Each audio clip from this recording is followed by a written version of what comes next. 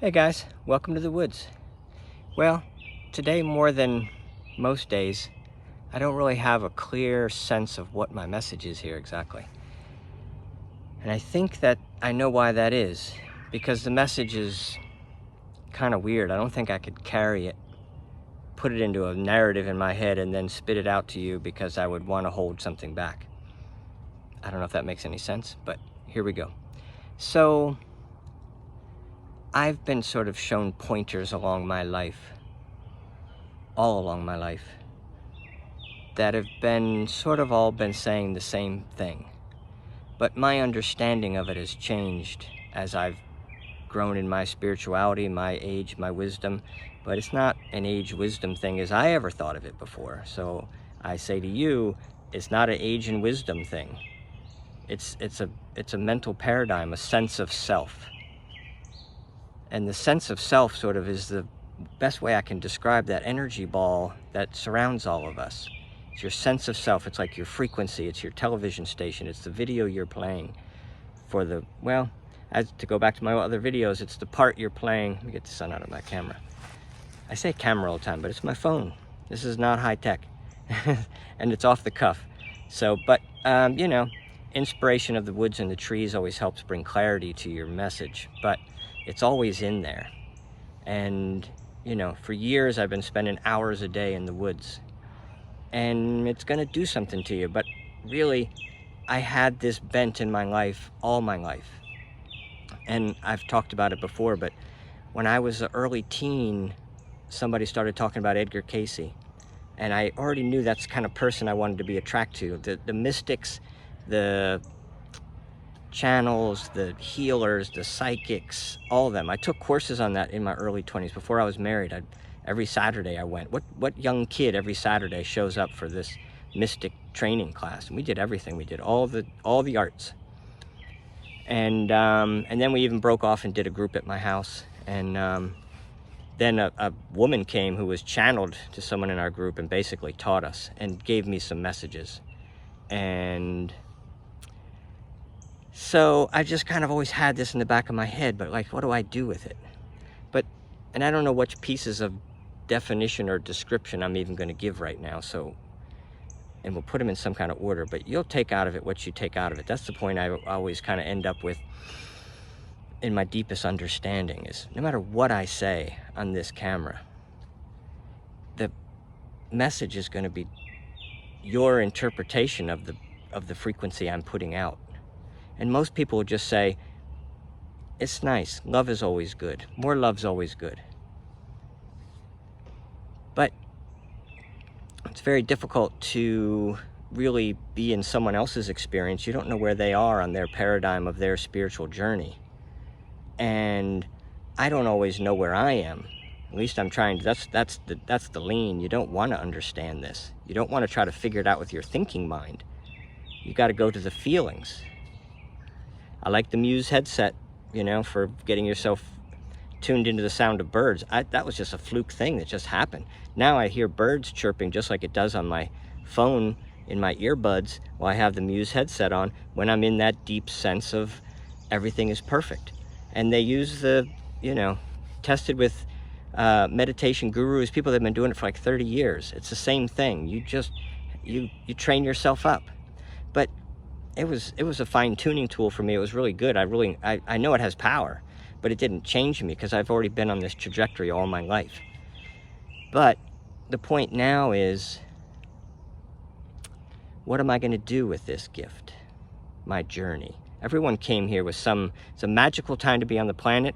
I don't know from what angle, vantage point you want to take that, but just let me tell you, it's a magical time on the planet, but it is so much better and more positive than you've ever dreamt a magical time on the planet could be.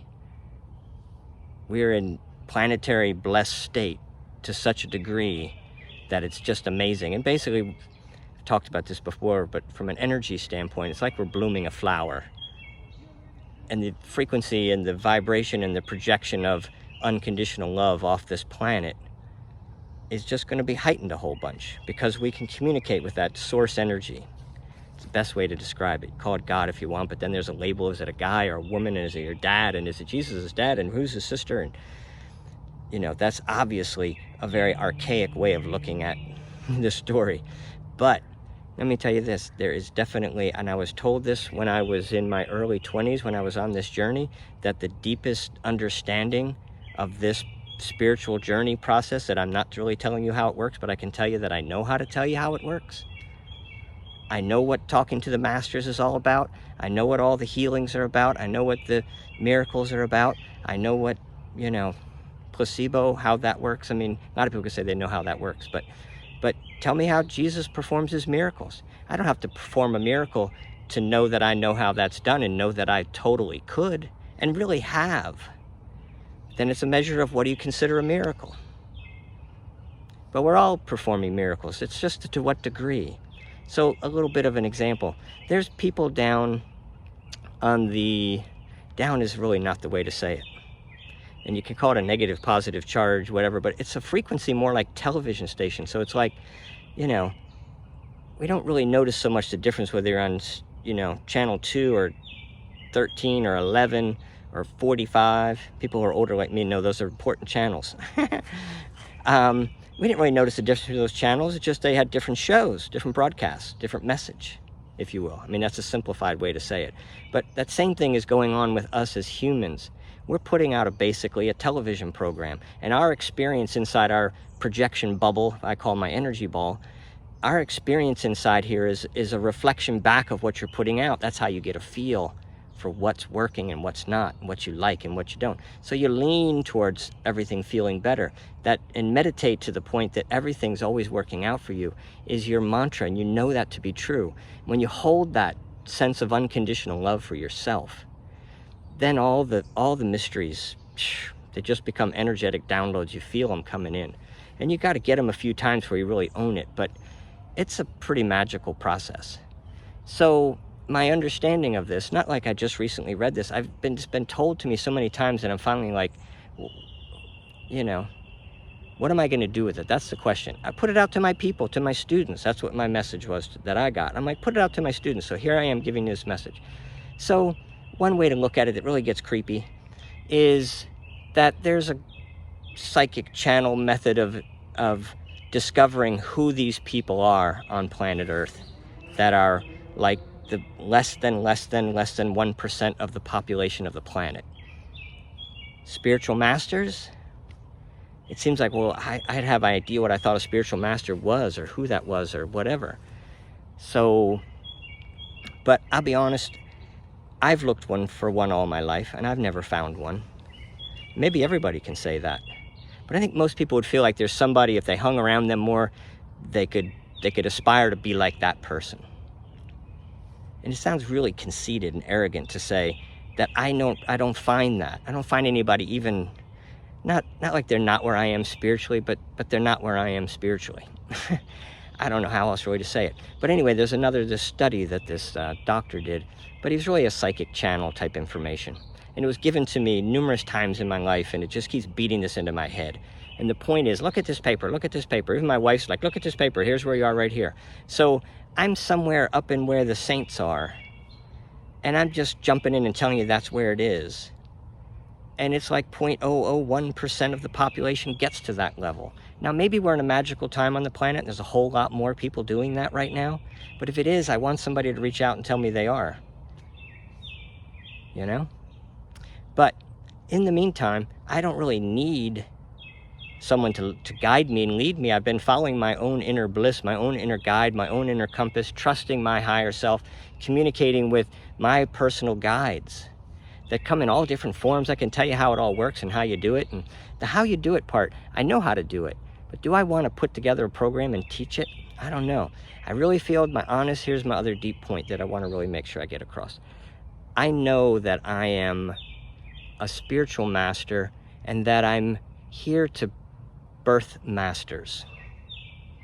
Not here to teach. I don't think you need a whole course on becoming a spiritual master. I don't think there's that many. I don't think all of a sudden, no psychic channel has ever said, oh, right about now, everyone's going to be awakened to the degree where they know that, wow, yeah, you've been told that all your life, right?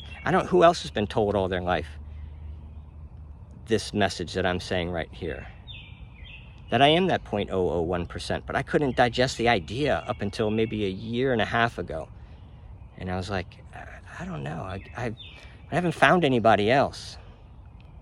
And I see people like Eckhart Tolle as an example, and he's got a great message. I steer people to him. Go to him. If he resonates with you, he'll teach you how to find your true moment. Gain consciousness of your breath. And with some practice, you get an awareness of where your body is. Then you can feel your body. Now you can feel your way through your life. And there's your direction. And in that, there's no question of what does someone else think you should be doing.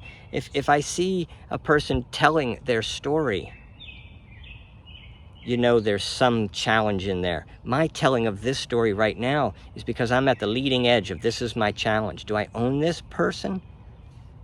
I mean, I do, enough that I'm putting together this video. But here's the question that I had, which is what I'm putting to my viewers. What do I do with that? Now, I'll tell you this, Matt Kahn, with that power, whatever it is, that we can't describe, we don't even have words for it, that's how strange it is, okay? I can't really even talk about what I'm doing. But anyway, the point is, what do I want to do with it? What can I do with it? Of course, oh, Matt Kahn. Matt Kahn is another person I think you should follow. And of course, Abraham. Abraham's the top. Just Abraham, Abraham, Abraham. Abraham Hicks. Ironic, it's the same last name, no relation. I mean, I don't know. Who cares? But she's not like my sister. But anyhow, she's the same thing. I listen to her for a lot. Listen to Matt Kahn. Matt Kahn is like how to say certain things. I learn how they want to teach it. There's nothing that they've ever said that I'm like, oh, wow, I didn't know that. I have to integrate that into who I am and understand that. There was things I needed to sort of just own this sense of myself. Has been my only journey. Not understanding this, not knowing that it's tappable. Tappable? You could tap in. Tap into the resources, the infinite intelligence that surrounds you.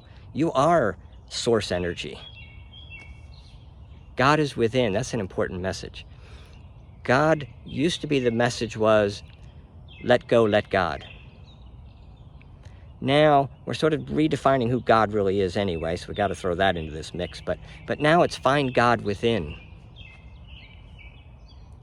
I am God within. So what does that mean? It means a lot. I don't suffer in my mind. I've never had a life challenge. I've had big life challenges. You say, well, you never were a cripple or things like that, but everybody has their life challenges. But I was perfectly set in the perfect environment by the perfect parents and the perfect family and the perfect everything. Were they perfect? Was it easy? Nothing, no. No, it was just right though, just perfect. And everyone has just the perfect scenario. Everyone came from source energy. Got the lucky ticket, I usually say. Got winning lottery ticket. And got a chance to become, you know, a human being, but really a matter, you know? But we're like 0.001% matter. There's really nothing solid to me. It's just the bouncing of frequency. It's all, I'm just frequency. I have little particles, they flip in and out, on, off, so fast you can't tell. We're swinging across the galaxy at 500,000 miles an hour and being pulled by, we say the moon affects the water and affects our mood and affects childbirth. It's like, come on, open your eyes. All the planets play into, that's why we've all been talking about astrology for so long, why people study the planets and why we're interested in them. Not just because you can look out at night and you get, what is that dot? Tell me what that thing does. No, Edgar Cayce explained all this stuff when he was in his trance. He would just spit this stuff out. Because in a trance, he could spit out, he could connect. But it took a trance for him to connect to source energy and give this message. Now, I live on an easier planet. I could be Edgar Cayce, come back around for that matter. But it's just easier now. So I'll tell you how to do it easier. Just become present with yourself and your moment. Moment after moment after moment after moment. Until the moment is like, another. Oh, this is great. And you just want to slow down and say, you know what? I could have delicious moments after delicious moment as fast as I could imagine them up. But you're not trying to run that direction. You're trying to be present on this planet Earth and be with your people and just stay somewhat grounded. So to that note, whenever I'm with people, I always have to match their energy. I can't do this in front of people. I've done little bits and pieces in front of Dara, other little, they're just like this. But anyway, but it was a year or two ago. But anyway, I've buckled to my knees, pass out. It's the frequency to own some of this stuff that I'm talking about. There's been so many things that pushed me to the point where I am now. Let's just say it that way. Just crazy things. And all the way from me being a mountain bike racer prior to going on the spiritual journey, it's like, it's all magic. It's like, who did this? I couldn't physically have done what I'm doing spiritually if I didn't get in the physical shape that I did to be, basically I did like the Tour de France of mountain biking, the BC bike race. So anyway, fun little race. So 7 days, sleeping in a tent, traveling through British Columbia, and we did average about 5,000 feet of climbing per day. So it's like a little more than Mount Everest in climbing in a week. But anyway, the downhills are all the exciting part, and that was what's so much fun, and that's what I love. But just being in shape set me up for this journey, but I had no intention. I've been pushing away this journey. And then when I finally say, okay, I'm open to the concept that I am the 0.001% person. And as Matt Kahn said, I listen to his stuff for how he teaches things, but then he slips in things, and I'm like, oh yeah, I knew that was so true.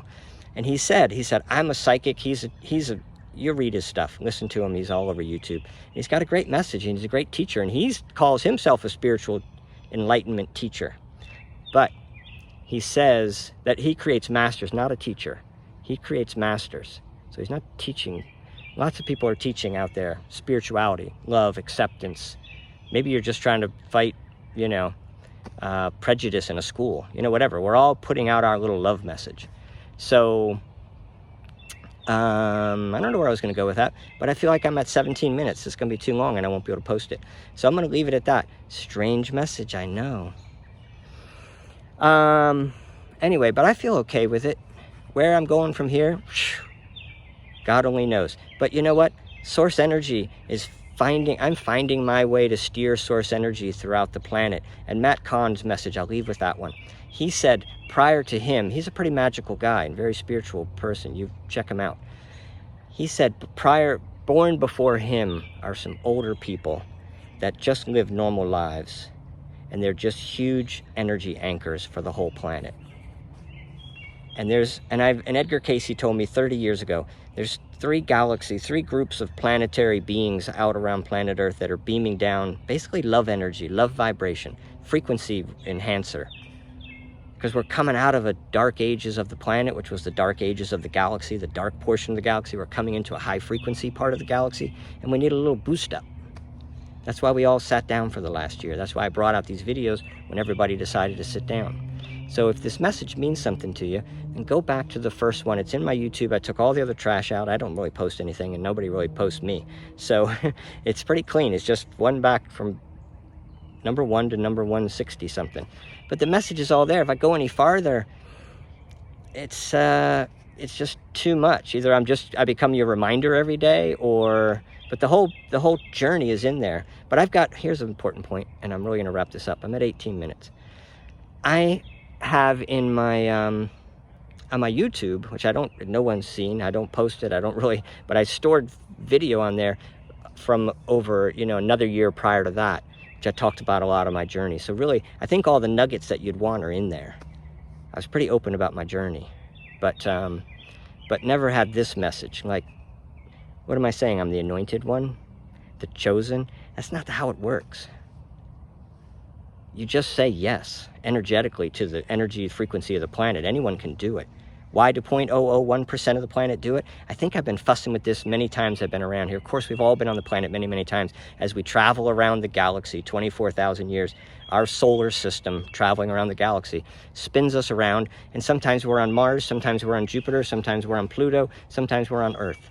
But they all have frequencies. That's not like you go there and I don't see any houses. Where are they? We're an energy ball. And we only see certain frequency of wavelength. We see a tiny, we know it's a sliver. So there's nothing we can, we're not going to get it. So I'm not telling you I get it. I'm just telling you if you you know, feel inclined to say it's, you know, to find a test I can take, maybe that's the way to put it, I'm all in. But anyway, all right, love you guys, and let's just see where this journey goes.